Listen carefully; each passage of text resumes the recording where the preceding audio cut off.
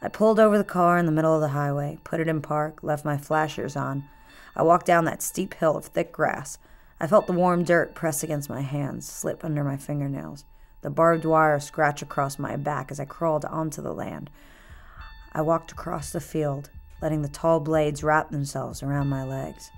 I lied down in it, and in a moment, looking through the lens in a cheap plastic throwaway camera, I snapped the picture.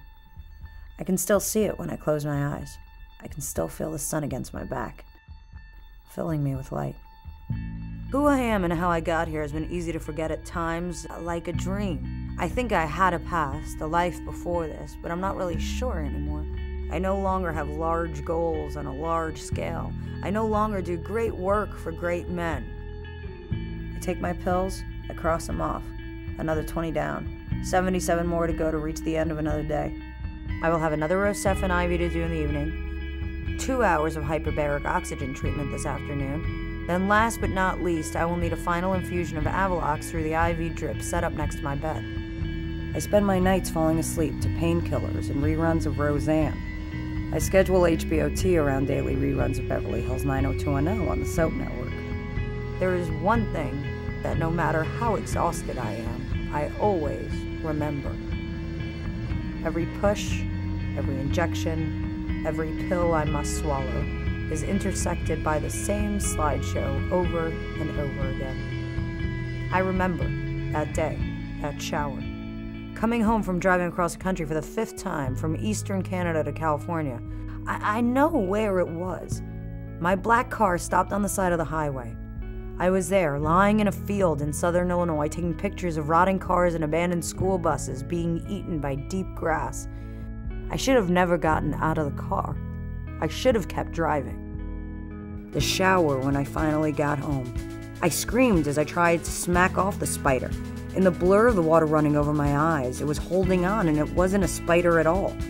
A tick. Thick with blood. I ripped it off and watched it circle down the drain. If only it had taken my blood and given me nothing in return, that would have been okay with me. With every nightmare, with every deep, indescribable pain, every clench of my teeth, with every step of learning how to walk again, every word, every memory that has disappeared and is now finally returned, with every check off the list, every IV pushed, every pill swallowed, a photograph. There's an episode from Roseanne called Toto, We're Not in Kansas Anymore, where a tornado hits the fictional town of Lanford, Illinois. The extent of damage to the Connors' home is a shattered window and Roseanne's husband Dan's old underwear landing in a neighbor's tree, but Roseanne believes it was more than just a close call. She tells Dan, that tornado was a sign, a really big sign, more like a poster, no more like a billboard, and it says in big letters, "What?" Dan interrupts her. "Repent, the end is near?" "No," Roseanne responds. "It says, sorry we missed you, we'll call again for another appointment, and it's signed the Tornado Man." The first tick was my warning. It had only shattered my window, thrown some of my belongings off course, but it was coming back to get me. All of me. I just didn't know when.